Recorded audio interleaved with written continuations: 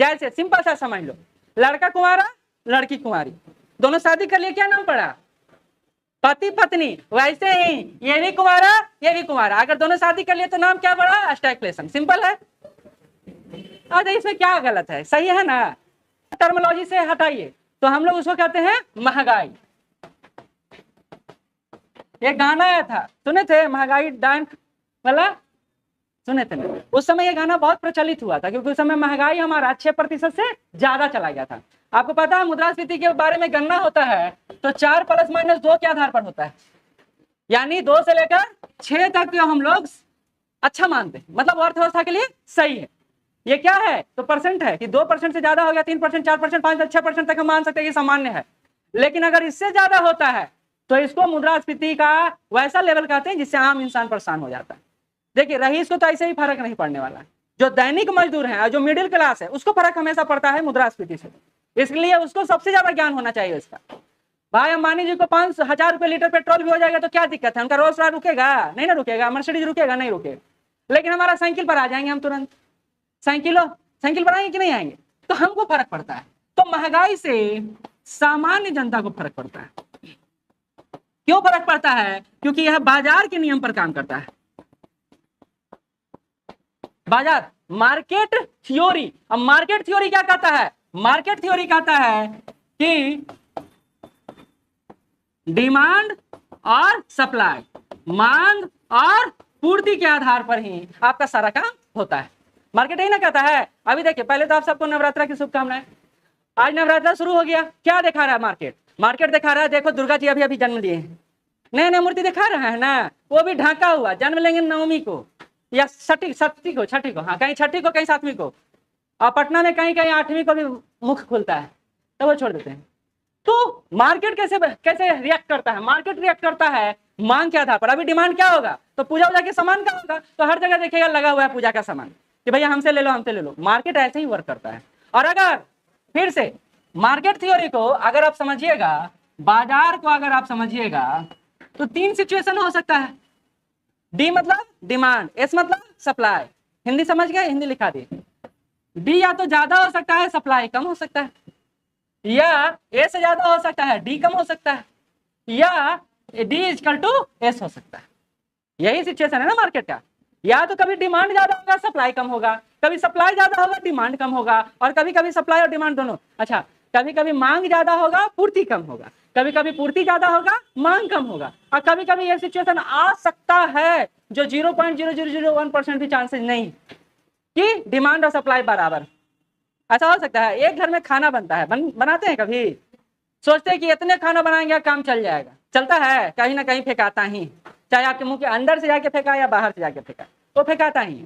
Demand और supply कभी भी आइडियल नहीं होता है, मतलब होता है वो कहीं ना कहीं ज्यादा और कम होता है, इसलिए सामान फेंकाता है। एफएओ का रिपोर्ट आता है कि भारत में शादी में, बर्थडे में सबसे ज्यादा अनाज का बर्बादी होता है। क्यों? क्योंकि डिमांड और सप्लाई थ्योरी को हम लोग सही से इंप्लीमेंट नहीं कर पाते।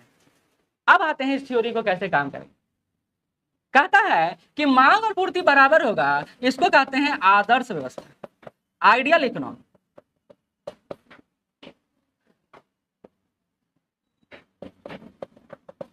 आइडियल इकोनॉमी, और आइडियल इकोनॉमी होने का चांसेस नहीं, आइडियल इकोनॉमी होने का चांस नहीं। पहले इसी के संदर्भ में हम लोग वाटर सिस्टम देखते थे।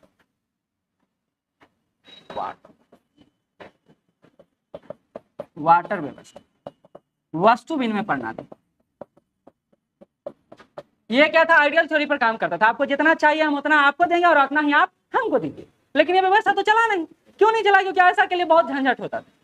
अभी भी देखिए ना, 32 के 32 गुण वाला थ्योरी आइडियल थ्योरी है, नहीं समझी? अरे शादी, हाँ 36 होता है। अच्छा हमारा 32 से मिल, ठीक है। 4 तो नहीं मिलेगा, इतना झंझट है कि लड़का लड़की में 4 मिलेगा, नहीं मिलेगा। ठीक है, 36 के 36 गुण पर बात होता है ना। ये 36 का 36 गुण कभी पॉसिबल होता है? नहीं, इसको बनाया जाता है, पॉसिबल बनाया जाता है, वो आइडियल सिचुएशन। तो आइडियल सिचुएशन मतलब कभी कभी देखने को मिलता है। हो सकता है भगवान विष्णु और माँ लक्ष्मी का हो सकता है जोड़ी हो, या शिव पार्वती का जोड़ी हो। बाकी हमारा और आपका जोड़ी तो दिन भर लड़ते लड़ते कट जाता है कि हम ओकरा मार रहे हैं, हमारा मार रहा है। कैसे तंग किया जाए, इस थ्योरी पर हम लोग ज्यादा वर्क करते हैं। ओह ज्यादा नहीं इमोशनल होना है, हाँ ज्यादा इमोशनल हो जाएगा तभी शादी का फिर फेरा लगवाना पड़ेगा। चलिए अगला आते हैं, मांग ज्यादा है और पूर्ति कम। एक थ्योरी पर आते हैं, अगर मांग ज्यादा है और पूर्ति कम है तो क्या होगा? वस्तु महंगा होगा, वस्तु महंगा। सिंपल सा समझिए, आप पटाखा खरीदने गए हैं, हर कोई गया होगा। बम पटाखा जब अभी दीपावली आ रहा है तो देखिएगा दीपावली के 2 दिन पहले बड़ा महंगा बिकेगा, बहुत महंगा बिकेगा, और जैसे ही दीपावली का रात होने लगेगा ना, सब औने पौने दाम में बेच के चला जाएगा। डिमांड ज्यादा है, सप्लाई कम है, वस्तु महंगा हो जाता है। सिंपल सा अभी आलू प्याज का थ्योरी देख लीजिए, खरीदने गई हो, नहीं सर मम्मी ले आते हैं, इन लोग जाते होंगे बेचारे, जाते हैं ना, आलू प्याज पूछते हैं, टमाटर पूछते हैं ना, खरीदे भी होंगे शायद कभी 2-3 सप्ताह पहले, और वही टमाटर अभी तक दिख रहा होगा और कोस रहा होगा, कम से कम हमको भी तो डालो। क्यों? क्योंकि डिमांड ज्यादा है, सप्लाई कम है, वस्तु क्या हो जाएगा? महंगा हो जाएगा। इसके लिए सरकार ने एक योजना लाया, टॉप योजना। टॉप योजना धराशायी हो गया। टॉप योजना समझे? टोमेटो, ओनियन, पोटैटो, 3 है जो बहुत महंगा होता है सब्जियों में, और यही है जो गृहिणी का पूरा संसार होता है, क्योंकि इसी के इर्द गिर्द उनका पूरा खाना बनता है। तो सरकार ने बोला कि हम टॉप योजना लाएंगे, इन लोग का रेट बढ़ने नहीं देंगे, इन्फ्लेशन हाई होगा तब भी इनका रेट लो रखेंगे। लेकिन ऐसा पॉसिबल हुआ? नहीं हुआ। तो महंगाई किसको कहे? डिमांड ज्यादा, सप्लाई कम। चलिए दूसरा सिचुएशन है, सप्लाई ज्यादा डिमांड कम, सप्लाई ज्यादा डिमांड कम। ठीक है, अब क्या होगा? वस्तु सस्ता। अच्छा यहाँ आते फिर से, अगर महंगा होता है इसका मतलब मुद्रा का मूल्य बढ़ेगा या घटेगा? मुद्रा का मूल्य घट जाएगा। तो समझ नहीं रहे होंगे कुछ लोग कि मुद्रा का मूल्य घट कैसे जाएगा। देखो पहले 50 रुपया में सब्जी का थैला भर के लाते थे, 50 रुपया का वैल्यू क्या था? भर सब्जी, थैला भर के सब्जी। अभी 50 रुपया ले जाते हैं तो प्याज वो नहीं पूरा होता है, 60 रुपए किलो प्याज। तो बस पैसा का मूल्य क्या हो गया? कम हो गया, इसलिए तो वस्तु कम आ रहा है। तो मुद्रा का मूल्य महंगाई में कम हो जाता है, लेकिन वही स्थिति यहाँ पर उल्टा हो जाता है। इसमें क्या है? सप्लाई ज्यादा है, डिमांड कम है, महंगाई कम हो जाएगा। इसको कहते हैं अपस्फीति। हाँ इसको लिख लीजिए, इसको कहते हैं इन्फ्लेशन, मुद्रास्फीति।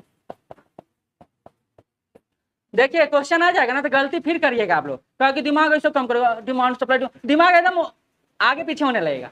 आप बस इसको किसी वस्तु के मूल्य के सापेक्ष याद करिए, याद हो जाएगा। आप ये डिमांड और सप्लाई थ्योरी पर काम मत कीजिए, आप वस्तु पर काम कीजिए। भैया टोमेटो है, भैया पोटैटो है। अभी देखिए टमाटर का बताते हैं या पोटैटो का बताते हैं। हरियाणा के किसानों ने क्या किया? बहुत ट्रॉली टमाटर जाके गिरा दिया नदी में।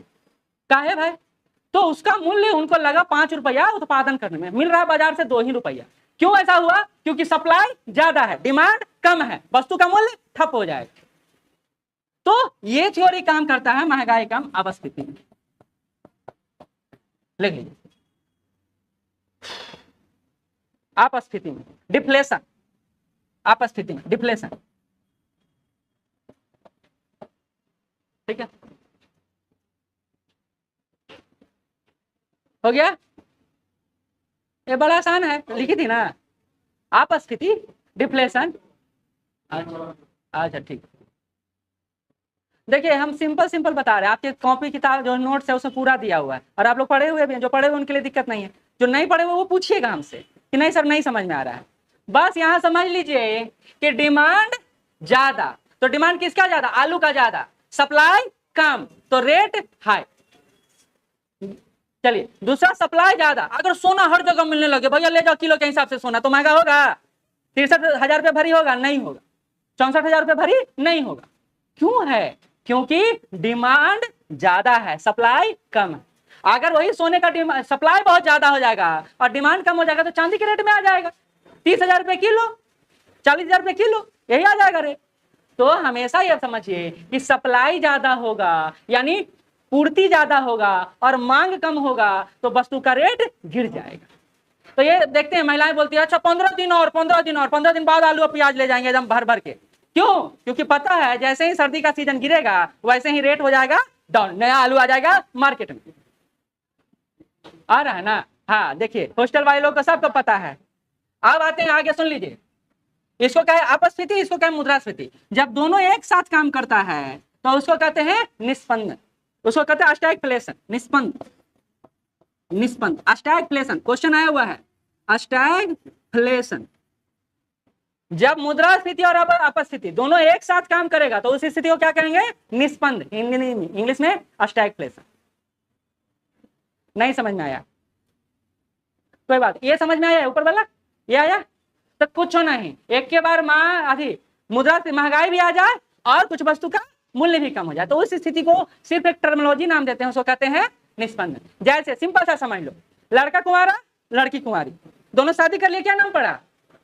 पति पत्नी। वैसे ही ये भी कुंवारा ये भी कुंवारा, अगर दोनों शादी कर लिए तो नाम क्या पड़ा? स्टैगफ्लेशन। सिंपल है। अरे इसमें क्या गलत है? सही है ना?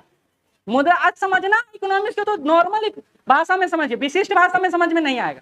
आपसे क्वेश्चन पूछा गया, अर्थव्यवस्था की एक ऐसी स्थिति जहां मुद्रास्फीति हाई पोजीशन पर है और डिफ्लेशन अपस्फीति भी उस सिचुएशन में दिखाई दे रहा है, उस सिचुएशन उस परिस्थिति को या उस तरह की अर्थव्यवस्था को कौन सा नाम देंगे? तो वो नाम देंगे स्टैगफ्लेशन। समझ में आया कुछ? हमेशा नहीं समझ में आए तो उस व्यक्ति को उसमें शामिल कर दो, देखो तुरंत समझ में आ जाएगा। आपको जब भी क्वेश्चन आएगा इस तरह का तो आप सोचिएगा कि हाँ ये उदाहरण के द्वारा हम लोग समझे। तीनों समझ में आ गया? समाप्त। अब आता है मुद्रास्फीति मापन के दो तरीके, सिंपल बता देते हैं, ज्यादा नहीं जाते हैं। मुद्रास्फीति मापन के दो तरीके, एक थोक मूल्य सूचकांक और एक उपभोक्ता मूल्य सूचकांक। इसको कहते हैं होलसेल WPI और इसको कहते हैं CPI, कंज्यूमर प्राइस इंडेक्स और होलसेल प्राइस इंडेक्स।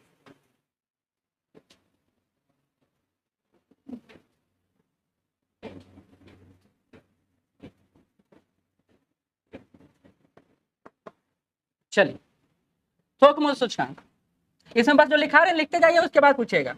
उत्पादन के स्तर पर काम होता है। दूसरा, सेवा को शामिल नहीं किया जाता है। तीसरा, आधार वर्ष 2011 और 12 है और वस्तुएं इसमें शामिल हैं, वो है 657। 700 के अप्रोक्स, कहीं कहीं 700 भी देखिएगा। बस इतना लिख लीजिए, फिर बता देते हैं।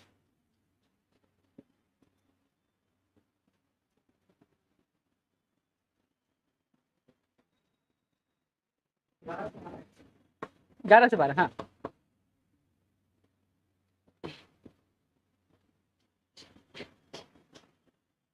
छह सौ 97 वस्तुओं में सबसे ज्यादा जो भार है वो विनिर्मित वस्तुओं का है। ठीक है, बस बता दिए, समझ लीजिए। अब आते हैं यहां, अब देखो इधर, आपको कल पढ़ाए थे होलसेल किसको कहते हैं? कहते हैं ना जाओ होलसेल की दुकान से सामान ले आओ। क्यों कहते हैं? क्योंकि वहां सामान सस्ता मिलता है। क्यों सस्ता मिलता है? क्योंकि वहां उत्पादन के बाद वहीं वस्तु पहुंचता है या वहीं उत्पादित होता है। दो चीजें हो सकता है।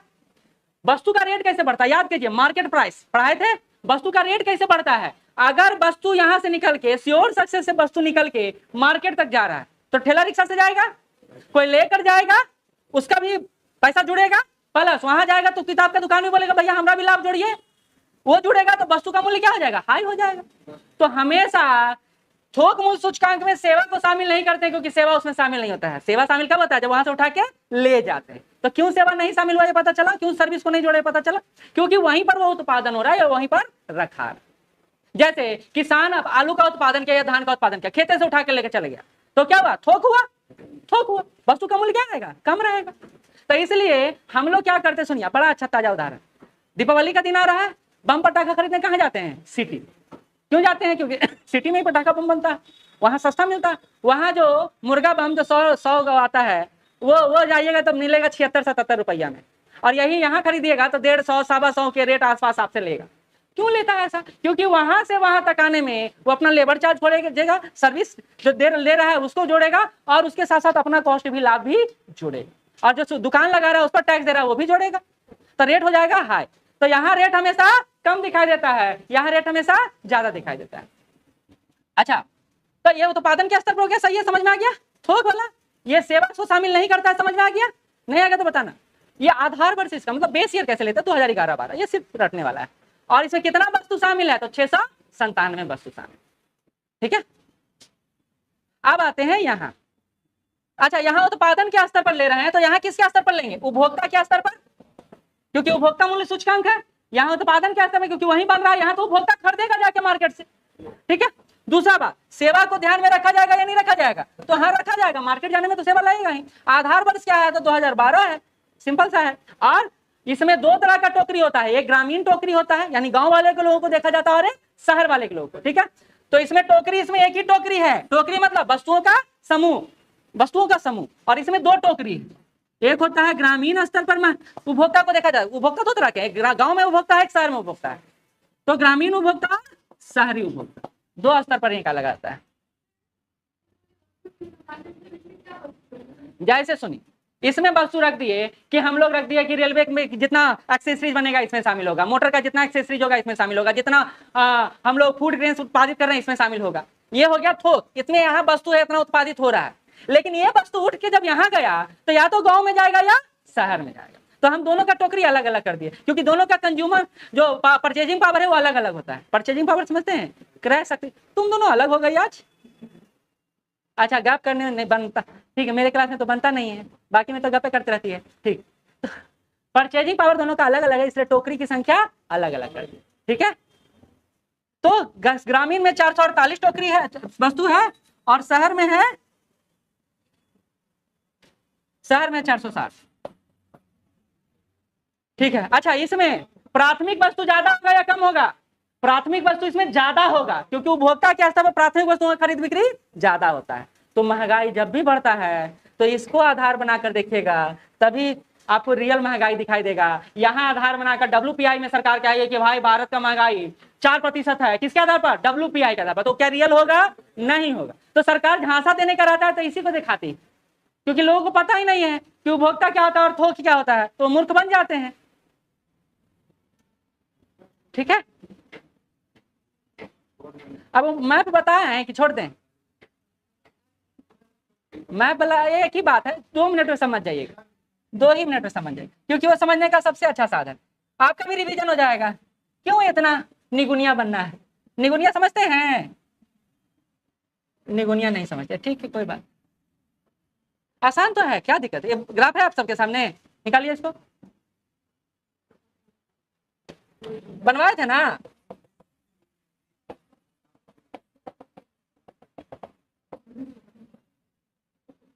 ठीक है, अब आते हैं, ये है 0, 0 के नीचे जाएगा तो नेगेटिव होगा, ठीक है। आप देखिए, टर्मिनोलॉजी लिखते जाते हैं, उसको बाद में समझा देते हैं। पानी नहीं लाया है,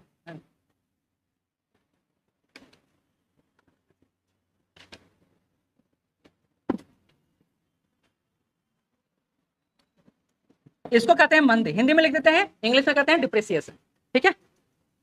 मंदी में क्या होता है? मनी फ्लो हाई होता है या लो होता है?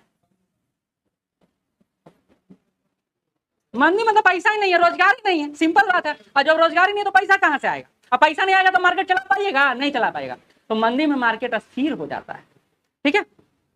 अब अच्छा, कोई बता देंगे, मुंह में उंगली मत काटो, जब भी, अभी आप सुनते जाइए, एक बार फिर समझा देंगे, आपको समझ में आ जाएगा। जब मंदी आएगा, अर्थव्यवस्था रुक जाएगा, तो सरकार एक्टिव होगी या नहीं होगी? तो सरकार प्रयास करेगी, इसको कहते हैं रिफ्लेशन। सरकार के प्रयास को क्या कहे? रिफ्लेशन।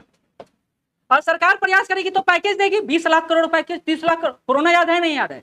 सरकार क्या दे रही है? पैकेज दे, ताकि इंडस्ट्री क्या हो सके? चल सके। तो उसके बाद क्या होगा? मनी फ्लो हो जाएगा हाई, मनी फ्लो बढ़ जाएगा। अब मनी फ्लो बढ़ जाएगा तो क्या होगा? पैसा सबके पास आ जाएगा तो महंगाई बढ़ जाएगा। याद करिए, मुद्रास्फीति। क्यों मुद्रास्फीति हुआ? क्योंकि सबके हाथ में पैसा पहुंच गया। समझ रहे हैं बात? आप समझ रहे हैं?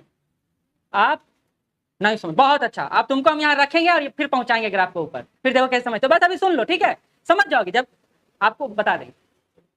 आप ही पर हमको बेंच मार्क है कि आप समझ गए, सब समझ गया। सुन लीजिए, मुद्रास्फीति, मुद्रास्फीति होगा, पैसे का फ्लो ज्यादा होगा, सरकार फिर प्रयास करेगी कि भैया महंगाई कम किया जाए, तो फिर सरकार का प्रयास होगा। और सरकार का जो प्रयास होगा इसको अपस्फीति, डिसइंफ्लेशन कहेंगे, इसका नाम है विस्फीति। डिसइंफ्लेशन, बी स्थिति, मुद्रास्फीति बी स्थिति। अब ये टाइमलाइन है। अब इस देखिए महंगाई नीचे आ रही है, महंगाई नीचे आ रही है, तो नीचे आ रही है तो इसको क्या कहेंगे, डिफ्लेशन। लेकिन एकदम नीचे आ जाएगा तो फिर से कहां पहुंच जाएंगे, मंदी, और ये चक्र हमेशा चलता रहेगा। पहले लिख लीजिए फिर बताते हैं।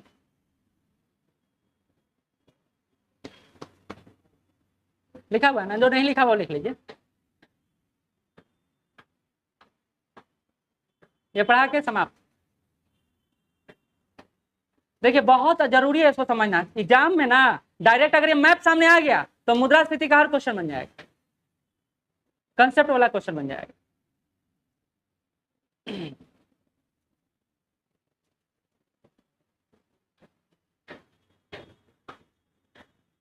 हो गया? नहीं,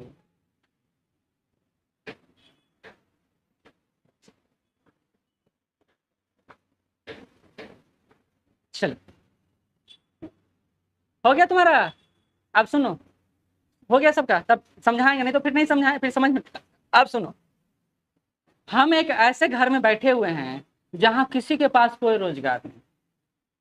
मान लेते हैं आपका घर है, ठीक है, क्या नाम है, रक्षा, ये रक्षा, इतना रक्षा है इसके पास, रक्षा सरस्वती, सरस्वती है ना तुम, हाँ, और कोई लक्ष्मी जी हैं, श्री देवी कोई नहीं, चलिए यहाँ आते। अच्छा नाम, यूनिक नाम है, बहुत ऐसा नाम आपको सुनने को नहीं मिलेगा। तो हमेशा ये बात समझो, जहाँ यूनिकनेस रहेगा लोग आपको देखने का नजरिया बदल जाएगा लोग। चलिए, मंदी किसको, अभी शिकायत कर रही होगी, फिर सोचोगे अच्छा बोल रहे हैं मेरे बारे। मंदी किसको कहते हैं, अब सुनिए, अब एकदम एक सिचुएशन को सुनिए, आपको समझ में आ जाएगा। ऐसी स्थिति जहां हमारे घर में किसी के पास रोजगार नहीं है, खाने को कुछ पैसा नहीं है, हम भूखे मर रहे हैं, इस सिचुएशन को क्या कहे, मंदी। मनी फ्लो क्या है, एकदम कम है, एकदम कम है। अब क्या कर रही है सरकार, कहीं सरकार तो मरने नहीं देगी आपको, सरकार को रखेंगे इसलिए ताकि हमको जिंदा रख सके। तो सरकार क्या करेगी, मनी फ्लो को बढ़ाएगी, टैक्स को कम करेगी। अब मनी फ्लो बढ़ाएगी तो क्या करेगी, आपके हाथ में पैसा देगी कि भाई लो 6,000 रुपया, किसान सम्मान निधि योजना, 6,000 रुपया दे दी, पैसा आपके हाथ में चला गया। तो पैसा हाथ में चला गया तो कहाँ जाइएगा, मार्केट जाइएगा ना, कि बैंक जाइएगा, जमा कर देते नहीं फिर भूखे मरेंगे। मार्केट जाइएगा, मार्केट जाइएगा तो वस्तु खरीदिएगा, डिमांड क्रिएट होगा तो वस्तु का मूल्य क्या हो जाएगा, बढ़ जाएगा। इसको क्या कहते हैं अभी, मुद्रास्फीति। तो यहाँ मनी फ्लो हाई, टैक्स लो रहता है, लेकिन मुद्रास्फीति के बाद टैक्स हाई कर देती है सरकार। अब मनी फ्लो को यहाँ पर कम करने का प्रयास किया था, लेकिन ये सिचुएशन कब है, जब मनी फ्लो है टैक्स कम, तभी मुद्रास्फीति हुआ। क्यों, क्योंकि आपके घर में पैसा गया, आप मार्केट गए और खरीदारी शुरू कर दी, तो मुद्रास्फीति होगा। समझ में आ गया। अब सरकार कहेगी महंगाई बहुत ज्यादा हो रहा है, कम करना चाहिए। आपके घर में एकदम पूरा एसी तेसी सब खरीद लिए, सरकार बोले अरे तुमको हम खाने के लिए पैसा दिए थे कि एसी के लिए पैसा दिए थे, अब रुक जाओ, टैक्स फिर लगाते हैं। सरकार क्या करेगी, टैक्स लगाएगी, पैसा आप पर खींचना शुरू कर देगी, तो आपका परचेजिंग पावर हो जाएगा डाउन। यहाँ पर परचेजिंग पावर मतलब होता है क्रय शक्ति क्षमता, यानी खरीदने की क्षमता। अब सरकार आपसे पैसा लेना शुरू कर दी तो आपका क्या, खरीदने की क्षमता कम होने लगेगी, पैसा कम होने लगेगा। तो सरकार जो प्रयास कर रही है, और ये धीरे धीरे जो मुद्रास्फीति कम हो रहा है, तो इस सिचुएशन को बी स्थिति कहे, डिस इन्फ्लेशन के, बस टर्मिनोलॉजी समझो। सरकार प्रयास की, मुद्रास्फीति थोड़ा कम हुआ, इस स्थिति को क्या कहे, विस्फीति, डिसइन्फ्लेशन। इन्फ्लेशन का उल्टा डिसइन्फ्लेशन। लेकिन ये महंगाई को बहुत कम कर देंगे तो इसको कहेंगे डिफ्लेशन, अपस्फीति। अभी अब अपस्फीति पता है ना, अभी पता है, देखो पीछे जाकर डिमांड सप्लाई वाला रूल में, तो यही है। और फिर जब अपस्फीति हो जाएगा तो फिर वही सिचुएशन हो जाएगा, सरकार हमसे इतना पैसा ले लेगी, फिर बेरोजगारी घट गया, हमें पैसे नहीं है, तो हम फिर मंदी में चले जाएंगे, फिर ये प्रयास, फिर ये प्रयास, फिर ये प्रयास। कुछ समझ में आया, कुछ समझ में आया, ठीक है।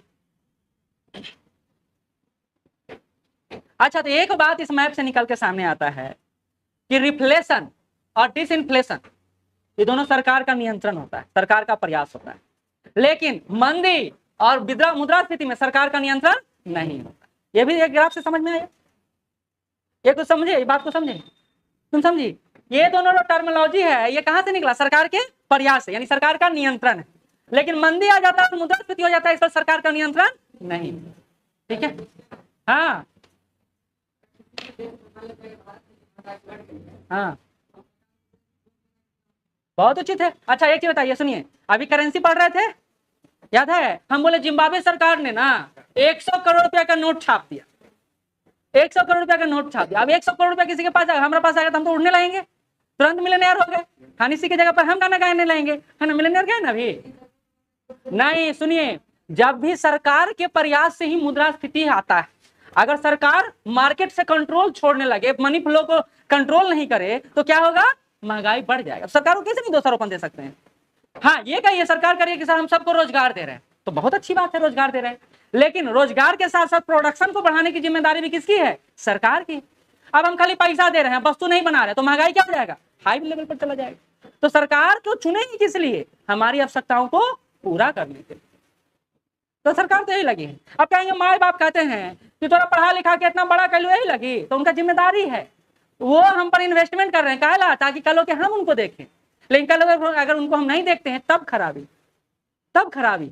तो सरकार ही तो है मम्मी पापा, उनकी जिम्मेदारी है ये कि हमारे लिए वो काम करें, और फिर हम भी मम्मी पापा बनेंगे तो हमारी जिम्मेदारी होगी, फिर ये जनरेशन तो बढ़ता चला जाएगा। यही प्रक्रिया सबके साथ होगा। कोई अपने मम्मी पापा को कष्ट नहीं ना दे रहा मेरे जैसा, नहीं, ठीक है। किसी भी देश के लिए इन्फ्लेशन सही है, क्योंकि डिमांड और सप्लाई का रूल इन्फ्लेशन के बिना अधूरा है, वो तो जरूरी है। अगर आप किसी को रोजगार दे रहे हैं, ये बात समझिए, इन्फ्लेशन क्यों अच्छा है, रोजगार दे रहे हैं, मनी फ्लो तभी ना बढ़ेगा, तभी डिमांड बढ़ेगा, तभी सप्लाई बढ़ाने के बारे में सोचेंगे। अगर डिमांड नहीं है, मान लेते हैं हम जनवरी, हम गए मार्च में पटाखा खरीदने, डिमांड नहीं है, हर जगह मिलेगा, महंगा मिलेगा ना, डिमांड ही नहीं था, सप्लाई नहीं था, तो अभी खरीदने गए तो महंगा मिलेगा, एज इट इज रेट तो नहीं मिलेगा। ठीक है, लो उठा लो उठा लो। अच्छा, बोतल हमरा लगा मोबाइल गिरा है, तब क्या मुंह बने लेती। चलिए, हृदय घात तभी है, आमिर मोबाइल बंद, ये अलग से, आपका मोबाइल नहीं गिरता है, बंद करिए उसको फिर से। ये समझ में आ गया आपको, थोड़ा सा समझ में आया, ठीक है। ये समझ लो हमारे घर में वैसा सिचुएशन जो पैसा का कंगाली है पूरा, दूसरा से पैसा लेके आए तो उसको कहे सरकार का प्रयास, जब पैसा लेके आएंगे तो कहाँ जाएंगे, मार्केट जाएंगे, तुरंत कपड़ा वपड़ा खरीदेंगे तो हम सज सजा करेंगे, तो साज सजा जब करेंगे तो डिमांड क्रिएट कर देंगे, यानी बाजार जाएंगे तो मांग बढ़ेगा, मांग बढ़ेगा तो फिर वस्तु का मूल्य बढ़ जाएगा, तो उसको क्या कहते हैं, मुद्रास्फीति। और जब सरकार करिए भाई तुम दिन भर फ्राक खरीद रहे हो, पापा क्या क्या पैसा नहीं देंगे, जाओ, बहुत खरीदारी कर रही है, जब पैसा नहीं देंगे तो मनी फ्लो कम हो जाएगा, इस सिचुएशन को विस्फीति, और ये बहुत ज्यादा दिन तक चलेगा तो क्या चलेगा, डिफ्लेशन। ठीक है, चलिए इसके अलावा दो टर्मिनोलॉजी लिख लीजिए, हेडलाइन इन्फ्लेशन और कोर इन्फ्लेशन, लिखा हुआ होगा। हेडलाइन इन्फ्लेशन यहीं पर बता देते हैं, हेडलाइन इन्फ्लेशन जो उपभोक्ता मूल्य सूचकांक पर निकाला जाता है उसको हेडलाइन इन्फ्लेशन कहते हैं, लिख लीजिए, जो उपभोक्ता मूल्य सूचकांक पर निकाला जाता है उसको हेडलाइन इन्फ्लेशन कहते हैं, हेडलाइन इन्फ्लेशन कहते हैं। जो उपभोक्ता मूल्य सूचकांक पर निकाला जाता है उसको हेडलाइन इन्फ्लेशन कहते हैं।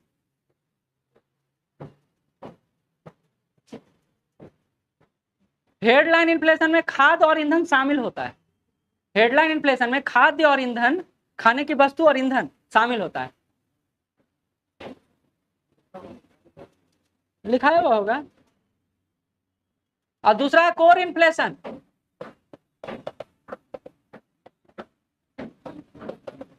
अंतर्निहित प्रवृत्तियों के कारण मुद्रास्फीति जो होता है उसको कोर इन्फ्लेशन कहते हैं, अंतर्निहित प्रवृत्तियों के कारण, अंतर्निहित प्रवृत्ति। अब अंतर्निहित प्रवृत्तियां क्या हो गया, तो हमारे देश में प्रोडक्शन या तो बहुत कम हो गया या बहुत ज्यादा हो गया, जलवायु का जो प्रभाव है वो तो कम हो गया या ज्यादा हो गया, तो क्या है, अंतर्निहित प्रवृत्तियां, ये कभी भी हो सकता है, इसका हमारा जोड़ नहीं है, तो इसमें खाद्य और ईंधन शामिल नहीं किया जाता है। कोर इन्फ्लेशन में खाद्य और ईंधन शामिल नहीं होता है।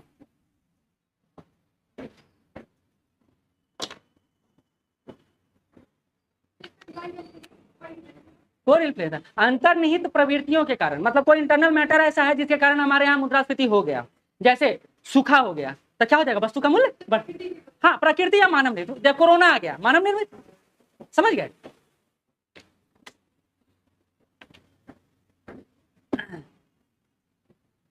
एक और इन्फ्लेशन, वो क्या नाम है, रक्षा, समझ में आया। कोर इन्फ्लेशन नहीं आया आपको समझ में आया, ठीक है। और फिर पीछे मत मुड़ो। हम समझाना चाह रहे थे उसको, लेकिन बोले नहीं समझ ही गए, हमारा मत समझाई जाता। ठीक है, तो ये हो गया इकोनॉमी का क्लास हमारा समाप्त। ठीक, हम इसमें इसके अलावा बजट, इंडियन बजट और इंडियन इकोनॉमिक सर्वे पढ़ा चुके हैं ऑलरेडी। आप लोग को वीडियो दे देंगे और पीडीएफ प्रोवाइड करा देंगे। ठीक है, किसमें? Core inflation. आप देखिए, कोर इन्फ्लेशन है जो अंतर्निहित मूल्यों के कारण परिवर्तित होता है, जो हमेशा नहीं होता है, ये कभी कभी होता है। तो कभी कभी होता है तो हम लोग फिर हेडलाइन इन्फ्लेशन क्यों निकालेंगे? कभी कभी नहीं हो, या हमेशा होने वाली स्थितियां हैं, इसलिए इसको कोर, ये उपभोक्ताओं के आधार डायरेक्टली जुड़ा हुआ है, तो सबको एक ही साथ मापक पर रखेंगे तो फिर अलग अलग टर्मोलॉजी क्यों देंगे? उपभोक्ता मूल्य सूचकांक से हेडलाइन इन्फ्लेशन डायरेक्टली जुड़ा हुआ है, तो एक टर्मोलॉजी हो गया, दूसरा टर्मोलॉजी